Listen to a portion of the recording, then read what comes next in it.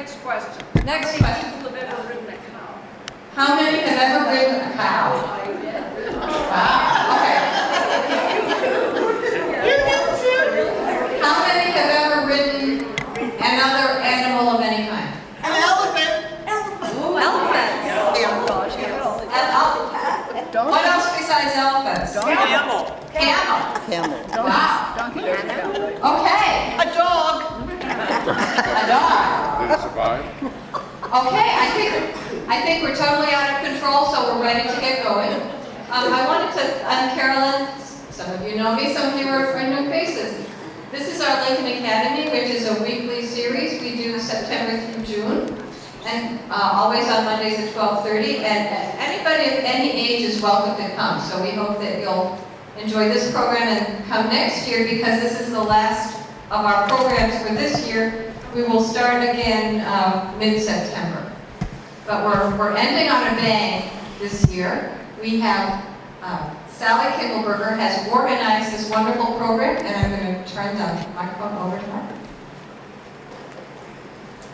I realized 10 years ago, Mrs. Emmons found Mary Jane Sewell, who was a filmmaker, and together they plotted this idea of putting a film together about the Lincoln 4-H Horse Club. And Nan Bergen was a point person on this with Mary Jane Sewell. We have lost Mary Jane Sewell. I was hoping that we could find her and she could be here today. It took 10 years to show this to the public, but I think you'll enjoy it. And then we have a whole bunch of us that are here. My original teachers, Nancy Carmen and Peggy Flint, when I was 10 or 9 or something, gave me my first riding lessons. And they're here. And then we have Nan, and we have Edie Garrison, who was another 4-H member, and then Susan. And so there are a lot of us who loved horses more than boys. But anyway, so here's the movie. That didn't change in one case. Oh, evil.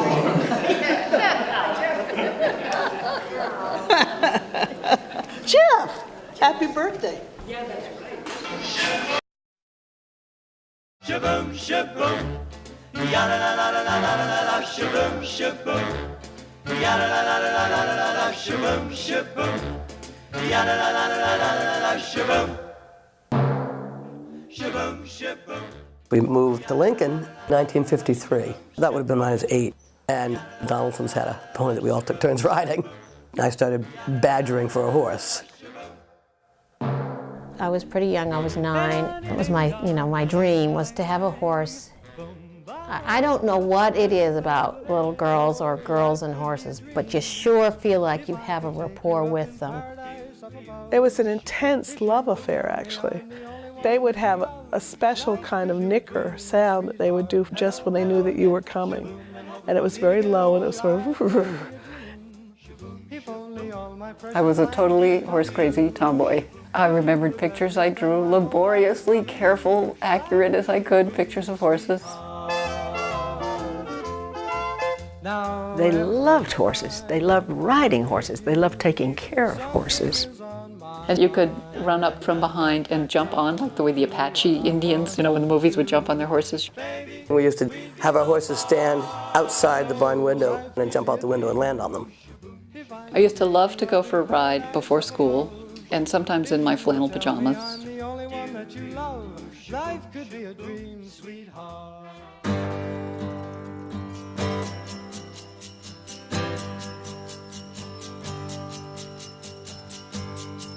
The 4-H Horse Club really started with the Flints, with young Margaret Flint, who was determined to ride, and she's the one that rode the cow. I'm sure you've heard about her.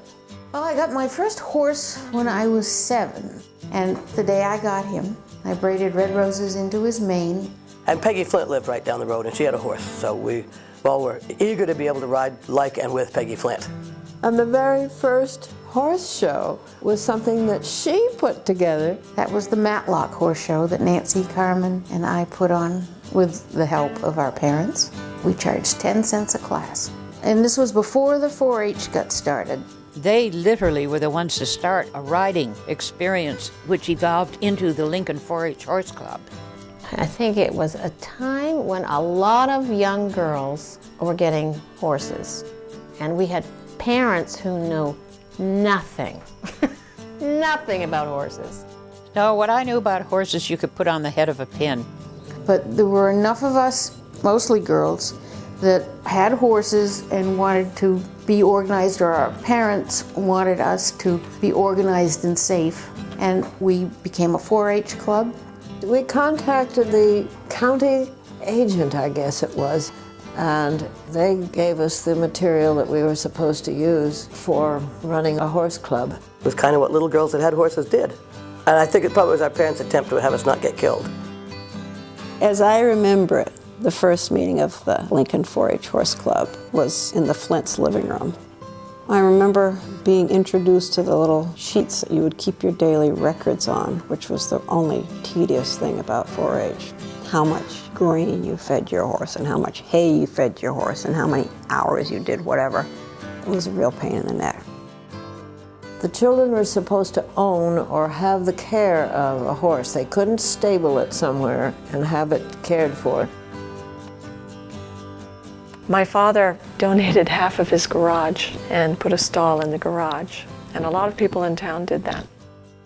We kept the horse in the barn that belonged to the de Normandys, not their big barn, but the Peace barn. But there was no running water, so we needed to carry 2 buckets of water across what is now 3 house lots. My parents found a building, a little building, that was delivered to the very furthest corner of our pastures, hoping it'd make it very difficult for me to do this. The barn had no water.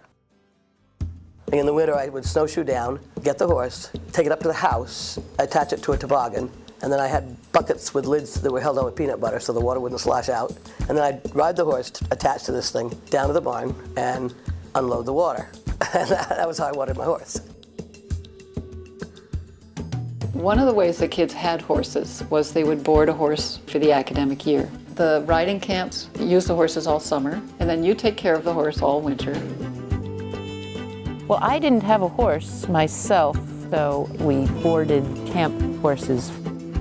The first horse was Specs, and Specs was me.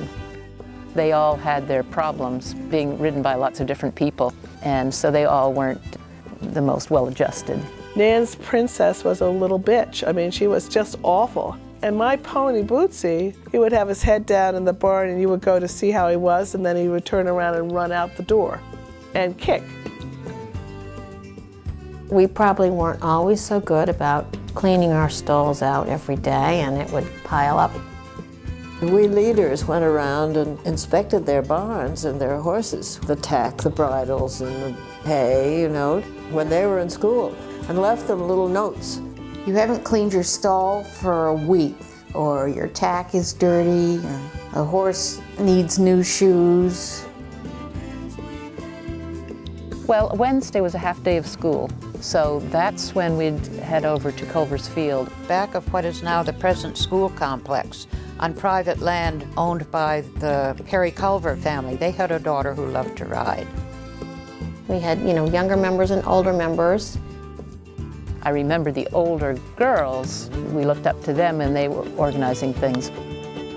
There were some girls who were more into excelling at riding than others. There were girls who were really good riders and who were older, and they might have even gone and been involved with hunts and stuff.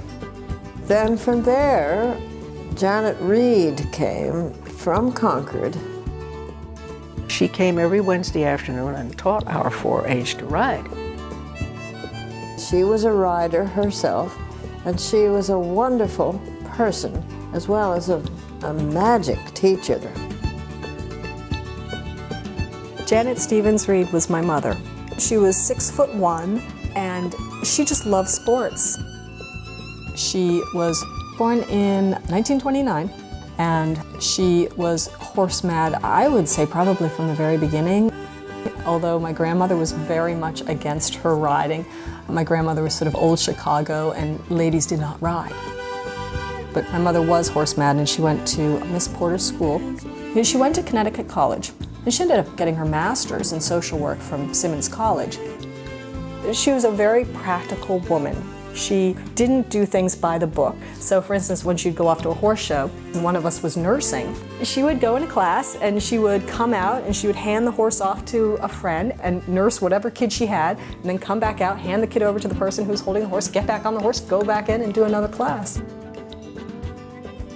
She ended up having 4 children, and she'd come out and she'd bring her 4 children with their little tiny toddlers.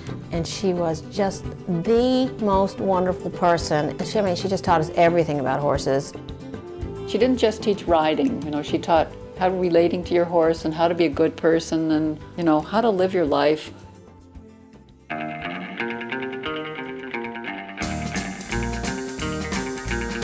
The busiest time, of course, was when we got organized enough to have real horse shows. Oh, there was all the dreaming of what classes you were going to go in, because a program would come out and you would sign up for classes. It's a huge project. You have to do everything from publicity to figuring out what the class list is going to be, fixing the grounds beforehand, which includes painting jumps, planning the jump courses, figuring out who's going to do the food tent, teaching the kids how to show their horses. We'd have to clean tack and clean the saddle. Then you'd have to get the horse ready, currying and brushing. Later we moved on to braiding of tails and manes. You wanted to look nice yourself, having a jacket and a hard hat and boots and the right kind of shirt and gloves.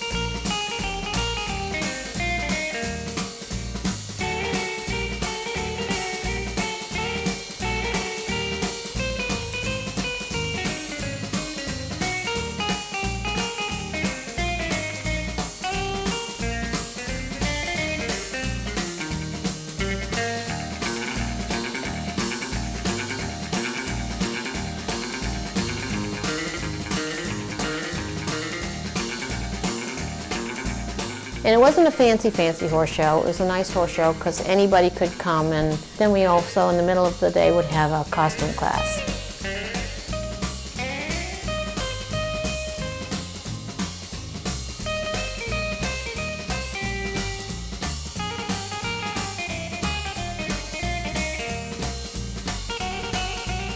There was such a feeling of excitement.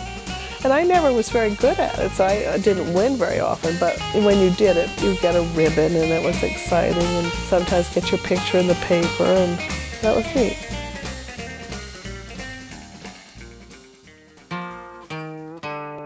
There was a lot that we did outside the 4-H too. We'd be gone every afternoon, probably after school, from the time we got home till dinner time. Our parents didn't know where we were. We'd be out riding all over this town. The Town Hall Exchange used to be, Mr. Davis was this old man that ran it, and it had penny candy. We would just tie the horse to a tree and go in and get a Coke and some candy. We did a lot of just nutty things. There was so little traffic, and there were horse trails through every woods and around the edges of all the fields. We felt like we owned these woods, we owned the fields. It was a really different time. Basically on weekends, we ate breakfast and got on our horses and went riding till 5 o'clock when we had to be home. And often we had more people than horses, so we all rode double. I remember laughter being like something that was threaded through all of this. Half the time we didn't have a saddle, we rode bareback. Well, when you're a rubbery kid, it's very easy. And you feel like part of your horse, and the horse feels you. And when people fell off and broke their arms and all those kind of kid things. Nobody got seriously hurt, but things did happen. We used to take our horses and swim in Sandy Pond. Of course, it was illegal, but I don't think we ever got caught.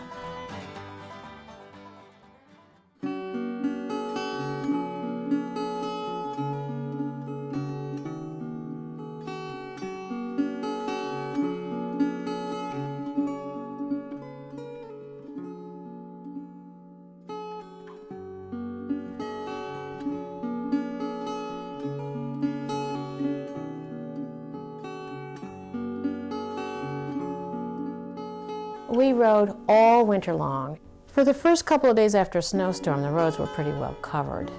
And we go right down the road. We went ski joring. We fabricated this harness with an inner tube, and I remember using clothing line for the traces, and that's how we did it, and then fixed up our downhill skis to use, and that was that.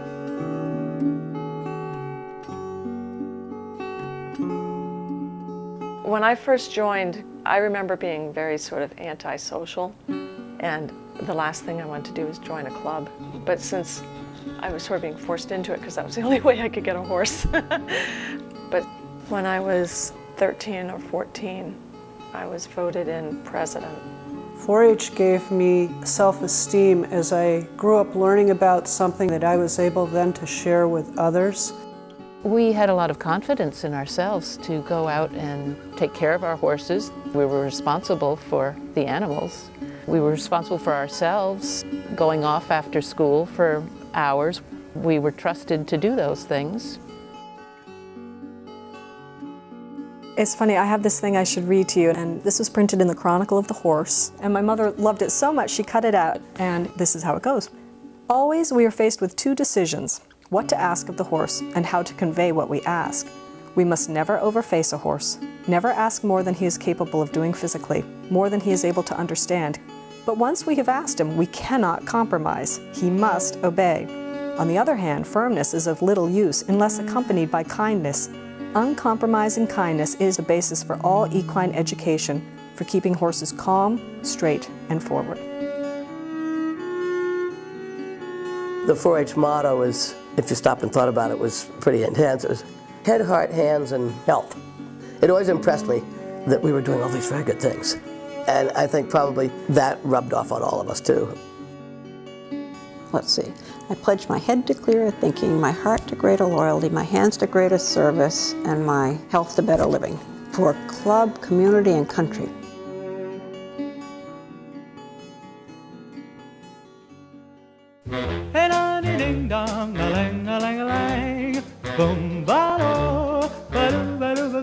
Oh, life could be a dream if I could take you up in paradise up above. If you would tell me I'm the only one that you love. Life could be a dream, sweetheart. Hello, hello again. Shaboom, and hoping we'll meet again. Oh, life could be a dream if only all my precious plans would come true. If you would let me spend my whole life loving you. Life could be a dream, sweetheart. Now every time I look at you, something is on my mind. If you do what I want you to, baby, we'd be so fine. Oh, life could be a dream if I could take you up in paradise up above. If you would tell me I'm the only one that you love. Life could be a dream, sweetheart. Up its head, and I would slide down its neck. The only problem would be that I would be facing the wrong direction. And I would have to figure out where to go from there. Once, I got my sister up on a horse, and she didn't really like horses. I got on the head of the horse, slid down the neck. We were facing each other, hugging each other, and the horse started bucking. And we ended up on the ground.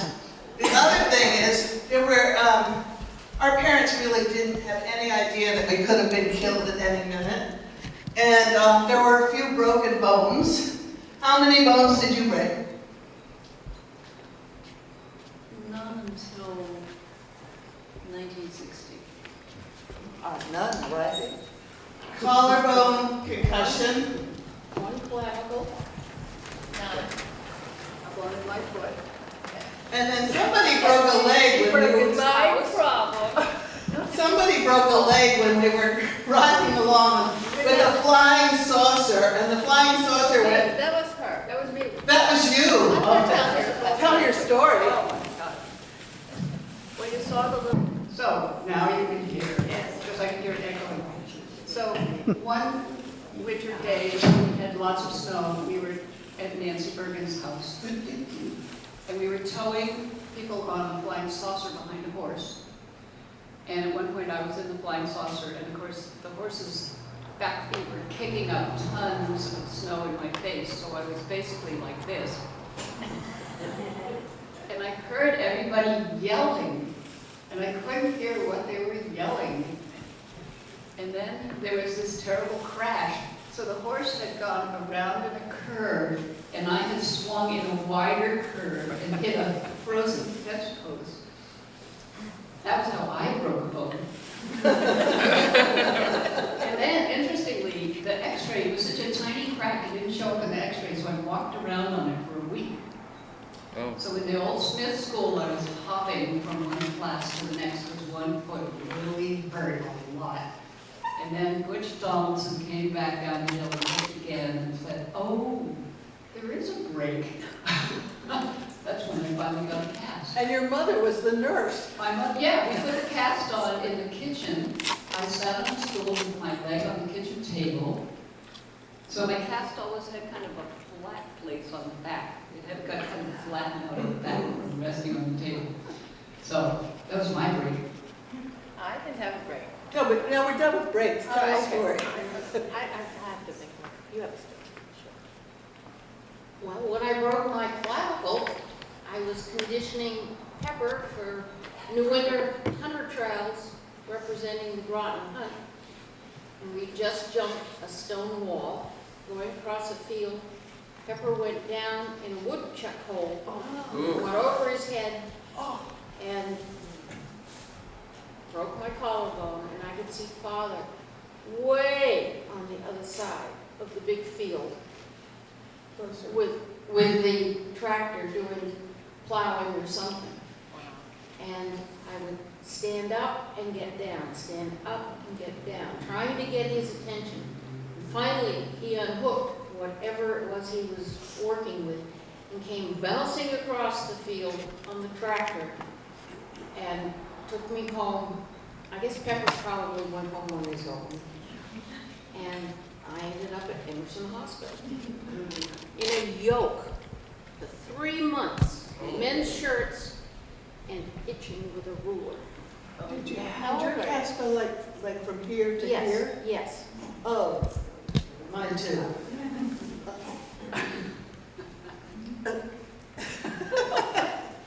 I used to be a riding instructor, so I can probably project. Can you hear me? Yeah. Okay. My main remembrances. She wants your name. Nancy Carmen. Oh, Nancy Carmen. Yeah, because you're being videoed, and we like to have the posterity. Oh, we recorded. Your names and the microphone. And the microphone. Oh, and the microphone. Sorry about that. I was introduced to horses. Nancy Carmen. Oh, Nancy Carmen. Grew up in Lincoln, down the road from Peggy Flint. I was introduced to horses minutes before I met Peggy. I just wandered down to the farm because cows were the closest things to horses that I could imagine at whatever age that was.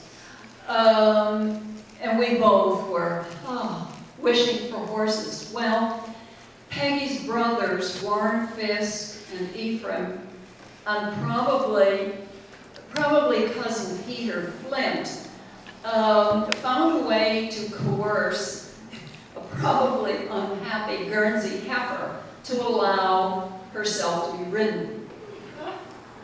So Peggy made, and probably the boys made, baling twine bridles for Black Nose, and Peggy started off riding on this heifer.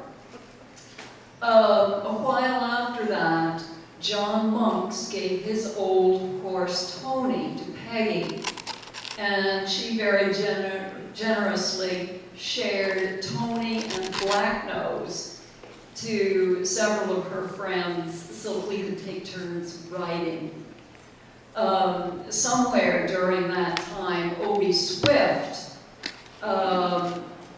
let me ride his old horse, Rusty.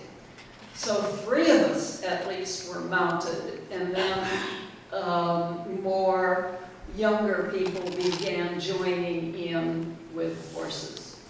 And before I pass this on, I want to say that Janet Reed was there from the very beginning, the very, very beginning of all of this.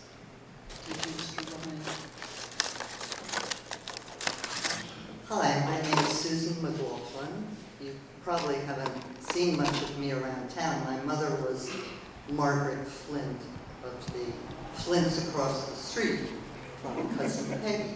And I would go up, sneak up at Peggy's house to her room and with her sister Abby, open the door, and there were blue ribbons all across her wall. All she'd won at horse shows, and she was the cat's meow, I'll tell you. Peggy was. So I was one of the, bless my mom, she moved back to Lincoln with her family after being divorced just before 1960. It was a very, very unpopular decision for women at that time, and unpopular with her family as well. But she wanted me to have the kind of experience growing up that she had on this beautiful farm with fields to ride in, and really healthy way to grow up. And she, we got one of the horses mentioned from a riding camp, and I kept him all winter, walked to the barn like you saw with buckets of water before school, that usually most of it ended up down my boots instead of in the bucket for socks. But what a good experience of responsibility and freedom. The kids just don't have it the same way that we did then in terms of being able to just go out. Nan mentioned sneaking down to Sandy Pond. We would go up over the hill, this hill, down through the Pertzoff's orchard. The largest apples were at the top of the tree, so of course we were well positioned to grab the best. Down to Sandy Pond and swimming with the horses, which is a feeling like no other. So Sally called me, and I am just so glad to be here to be part of this and see some old buddies. Edie took me under her wing and rode with me all over town. My cousin Peggy was certainly one of my idols, and now having Nan in the family, just different wonderful things that have happened over the year. I'm very, very happy to be here. Thanks.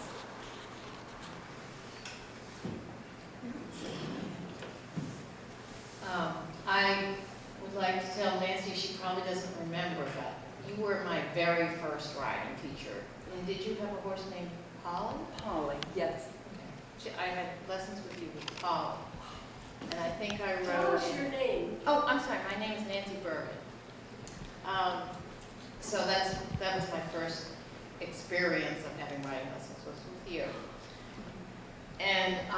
But I eventually did get a horse that was a camp horse, which would go away in the summer. We'd have it in the winter. And Sally and Edie and Lydia Donaldson and I did a lot of riding together. And at one point, I think Victor Lutnicky's daughter, Anne, had ridden for a bit, and they had a sleigh. Oh, yes. And Sally, It was Lid's, It was in the and me, Donaldson's barn, right? and we bought it. Wait a minute, I'll tell this. But I never got to go on it. I never missed. Okay, let's hear it. So we got together, got our money together, and he charged us $21. We each paid $7 a piece and bought the sleigh, and taught my horse how to drive. And when it snowed, we would go all around town. Do you remember doing that with the sleigh, or? Yes, all around town. I paid, and I never got to go. Well, I don't know where you were, but you could come anytime. Life is unfair. I know.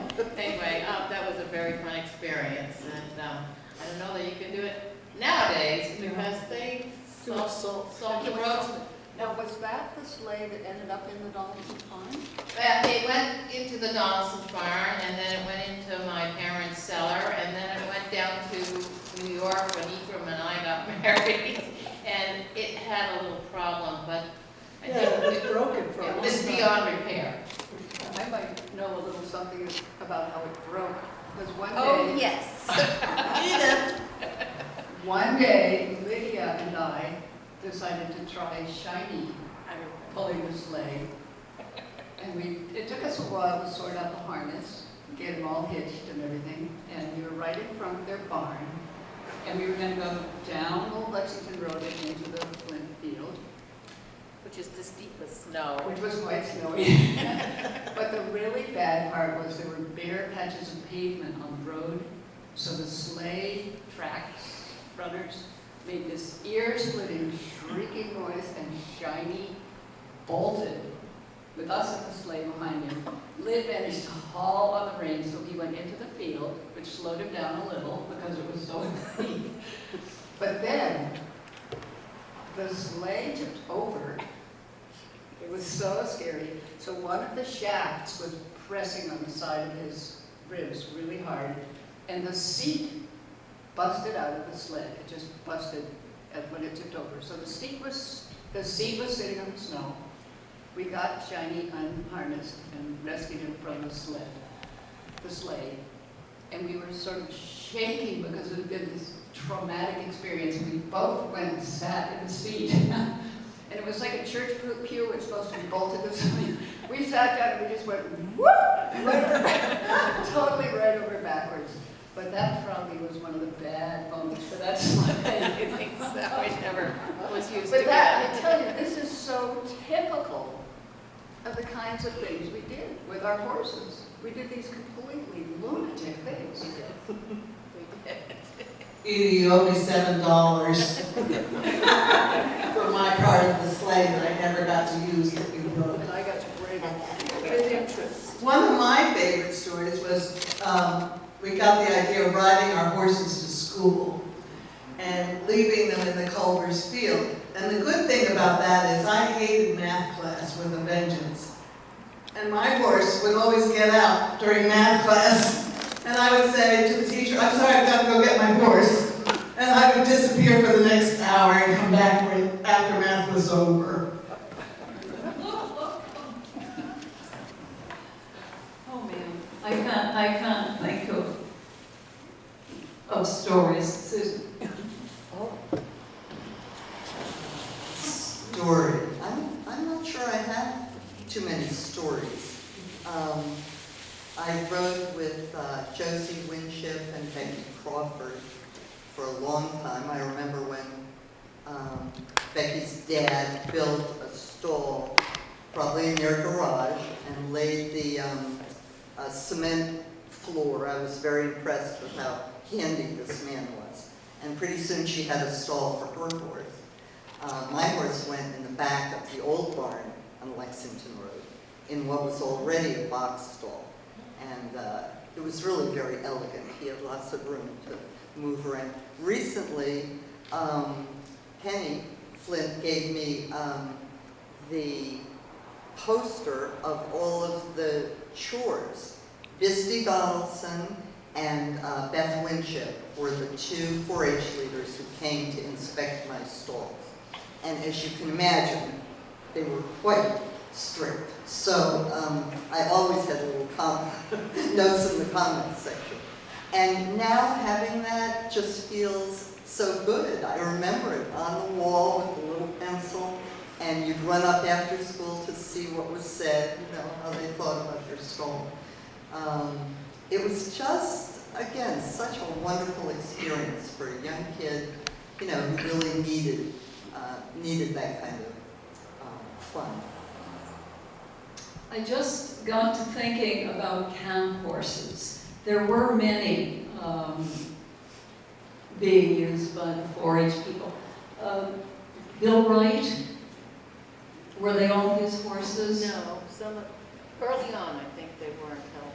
Okay, Bill Wright, for those of you who probably don't remember, lived in Concord, had a large stable of horses that were town horses in the summer, and then in the winter he would place them out with 4-H and other kids who wanted a horse for the winter. Well, he was quite a character. And I remember early on, it was in the early 50s, Bill Doherty, our bus driver, let on that Bill Wright was taking a group of people mounted on horseback, and they were going to ride from what was then Buttrick's ice cream stand, which is now the National Park. They were going to ride the North Road into Concord and have breakfast at the Colonial Inn. Well, I remember Peggy and several of the other kids in the club, I think, piled in my mother's station wagon, and she took us up there, probably rolling her eyeballs and cussing Billy Doherty for telling us about this. And it was around midnight on the 18th of April. And sure enough, Bill pulled up with a large truck full of horses. And there was a large crowd of highly inebriated people, many in fancy dress. They had just come out of Boston. I don't know if any of them had ever been on a horse before, but anyway, Bill piled them onto these horses, no doubt slapped the rumps of the horses and headed them toward Concord. So, after that, the Roddies, our friend Nick and Willie and various of his brothers, I think they took up the tradition in a slightly more genteel manner and redid the ride along the North Road into Boston. And I don't know whether it's still a tradition for people to do that or not, but it was very amusing at the time. We probably should have time for questions if anybody has any questions. Would you tell the story about you and Nancy and the church bells? That has nothing to do with horses. I know it, but it's a good story, Sally, and I think people should. All right, well, it was Halloween, and we decided, we took a pumpkin, and we snuck in. Somehow we found a door open to the stone church. And we climbed up into the belfry, and we put the lit pumpkin up in the belfry. And we rang the church bells. Well, that's great. That sort of called the police. So as we're coming down, we see these legs and flashlights of the policemen that were wandering outside the outside as we're going past, trying to get away. And we get down to the cellar, and we're hiding in the cellar, and these policemen are coming into the cellar with flashlights. I think they must have seen us, but they pretended they didn't. But then, I had a friend that was spending the night at home, at my house up on the top of the hill, and I get home, and my mother is furious. She wouldn't look at me, she wouldn't talk to me, she was so angry. She said, "You have embarrassed me, the entire police force was out there looking at you, and you could have burned down the stone church." It was stone, I don't think it was going to burn down. Anyway, then the next day we took now, granted, we were in high school, we shouldn't have been doing this. Like 2 years? No, we did it the second time. Oh, we did it a second time that same night. That was when we got caught. And but we didn't get caught, but my mother then was really angry, but the next day we're driving the car full to school, and all the other mothers of the kids who had been with me thought it was so funny. They thought, "Oh, you kids are so delightful, isn't that?" All I could think of was my mother was so strict. One other thing I wanted to say is how little we paid for our horses. My father used to figure it was $1 a day to keep a horse. And that was water and hay and grain. And I spent my own horse that I had was Bootsy, and he paid $100 for this horse. This horse was probably worth about $20.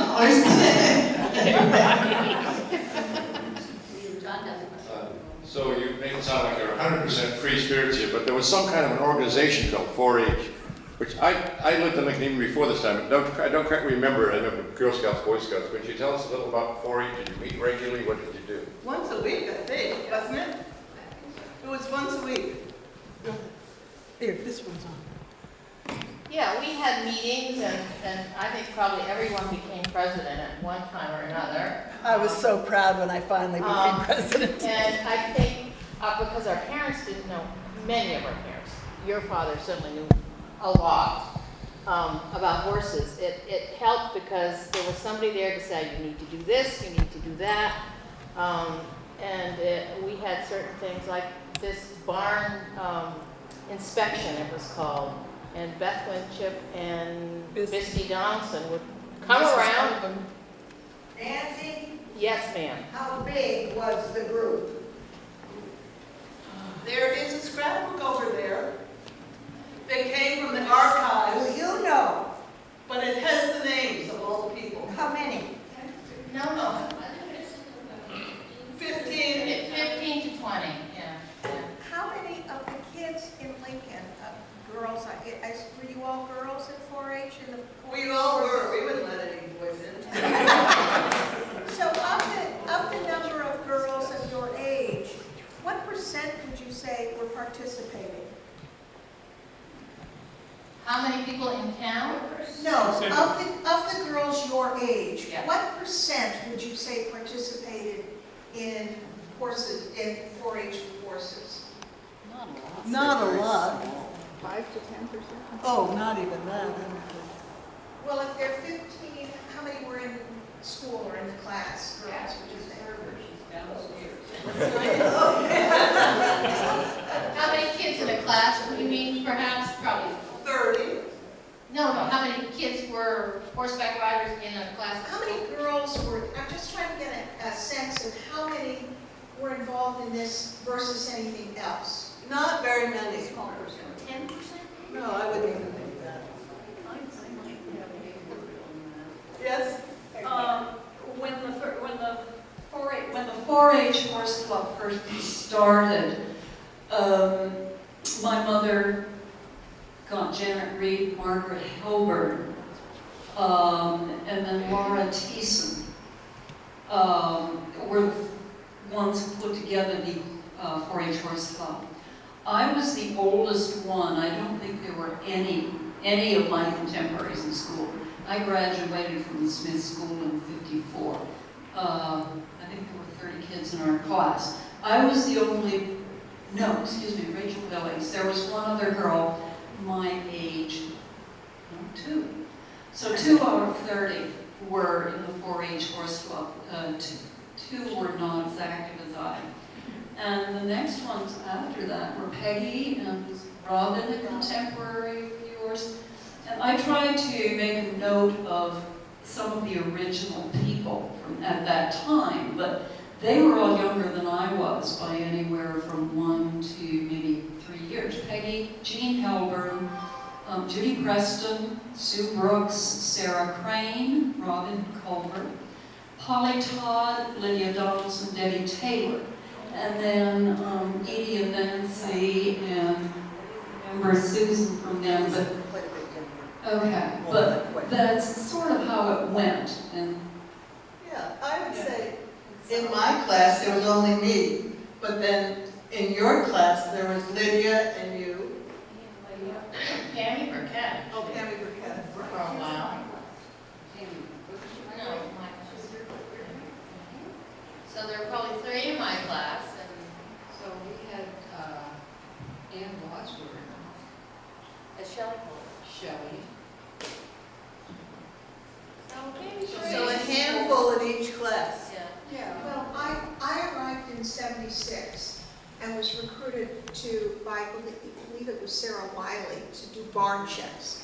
And when I arrived on Conant Road, it seemed like every other house had some form of a lean-to or shed with a pony in it. And perhaps Ruth Wales can expand on that, because it seemed like it had grown significantly then from the era that you're talking about to the mid-'70s.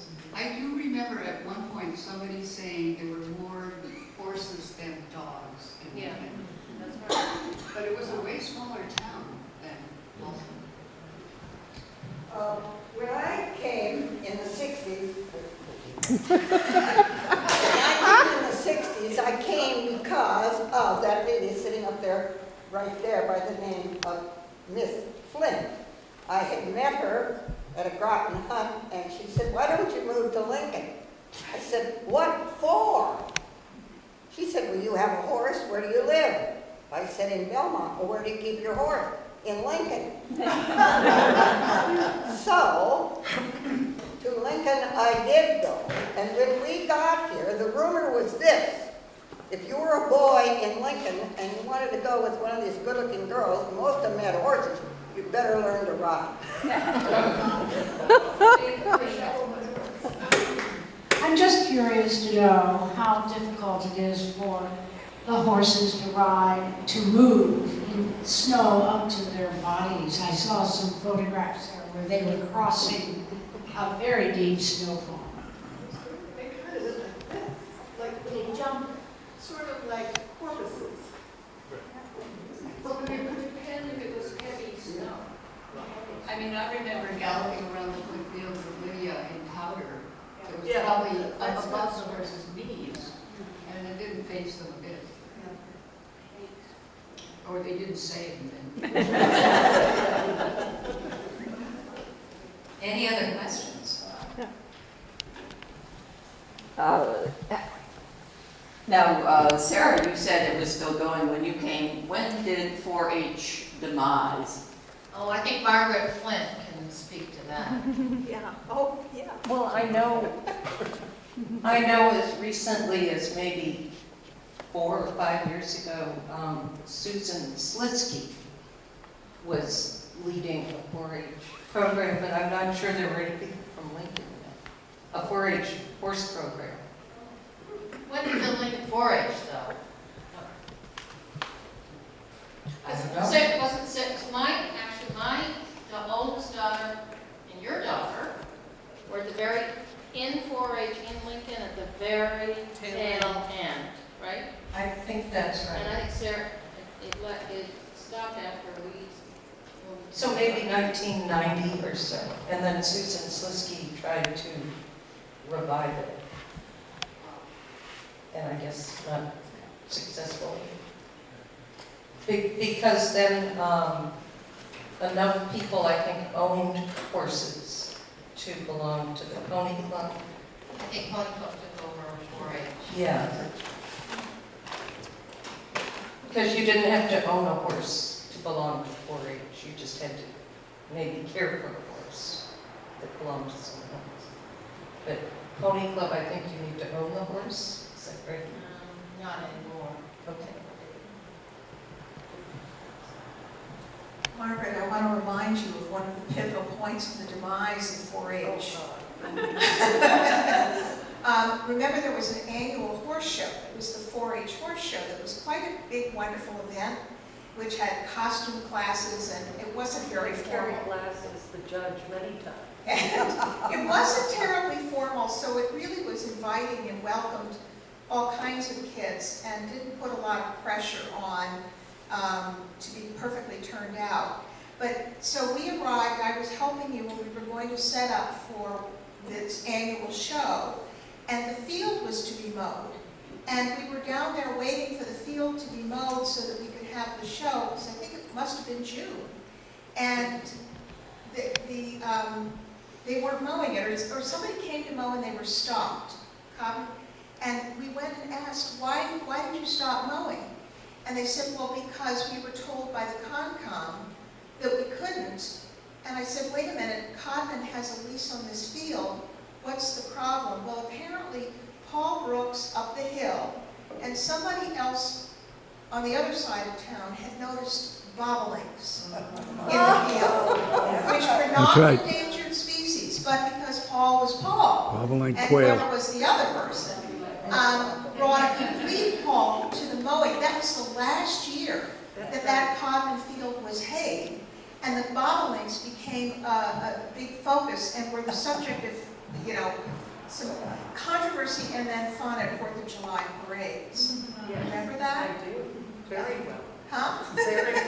We were shocked. And that was somewhat brought to a screeching halt because that was a big organizing tool to bring people in. Now, I had a question of you all up there and anybody else in this room. I would like someone to talk about the important role of a certain individual who did not live in Lincoln, but lived in Wayland and was critical to the equine world and its ability to continue, and that was Barbara Stevens, who I will just tell you, when I was introduced to her, once she got a hold of me and my kid, she would call me annually to ask me about clothing. She knew that my son would have outgrown something, so she had another kid in line for that. But if someone else could please talk about Barbara and the Horsemen's Exchange and how that worked. Oh, she was a precious member. I came here late in all this. I was in Lexington on 1 acre with a $100 horse and 2 gift ponies. And I moved to Lincoln. Oh, I guess I got my gifty horse to move to Lincoln in the late 70s. Barbara Stevens was part of that wonderful riding group. I remember putting Sebastian, unbroken, 3-year-old. He and the trailer dropping Daniel at the First Parish, coming in, dropping Daniel at nursery school, or one of my boys, and continuing on to the field. And who were the wonderful ladies who rode? It was Ruth Hapgood and Janet Reed on occasion, Lori Dewey, Janet Reed, well, I just said her name. Oh, heaven, I wish I were 12 again. That's right. And it was just a terrific group, and Barbara Stevens. But talk about the Horsemen's Exchange. Oh, and the Horsemen's Exchange. It was just everything. And you could borrow clothes to put your kid in. I mean, if you were really stuck and you had the show coming up and your kids were 6 and 8, by golly, she outfitted my kids for pet ponies. And I mean, it was terrific. But I'm trying to think of the other wonderful ladies. Thrift. Phyllis. Oh, golly. And there were sometimes like 8 or 9 of us of an age, or with kids in school. And horses were the reason that I moved from 1 acre in Lexington to 3 acres in Lincoln, which was in 5 years would go under the bulldozer for the new Route 2. So we moved to 3 acres for $70,000, which was nothing, but I thought it was just the earth. And the road never went through. And so I'm now happy to say I'm living on 3 acres in a $70,000 house, and you can't have it. but had a very active horse life from there. Well, I want to elaborate a little bit more about Barbara, unless someone up there can, because it was a hallmark. She was not during our time. She was not during your time. No, but she was later. Yeah. She was a later 4-H crowd. Mrs. Cox and Mrs. Rayner.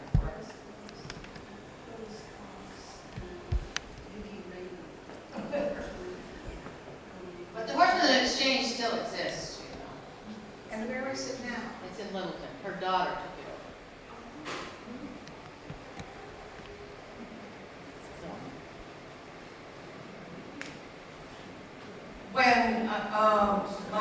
When my daughter was involved in 4-H, one of the people who graded the presentations, which were a required part of belonging to 4-H, was Phyllis Cox from Wayland. Is that right? Yeah. Yeah, Wayland.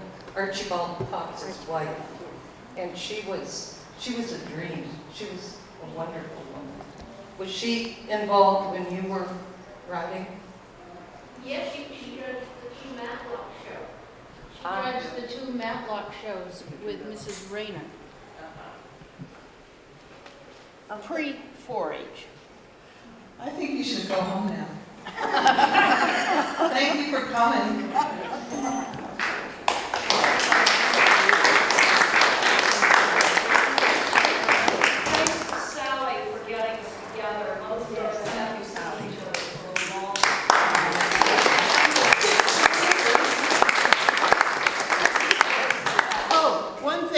there is, over at that table, there is the old 4-H scrapbook that came out of the Lincoln Archives. I went and rescued it so you could look at it. So there are lots of names that you may recognize, a lot of pictures, and it's kind of fun. It goes way back, so go check it out. And we don't have Tai Chi today, so you're welcome to stay as long as you like. See you later. Yeah.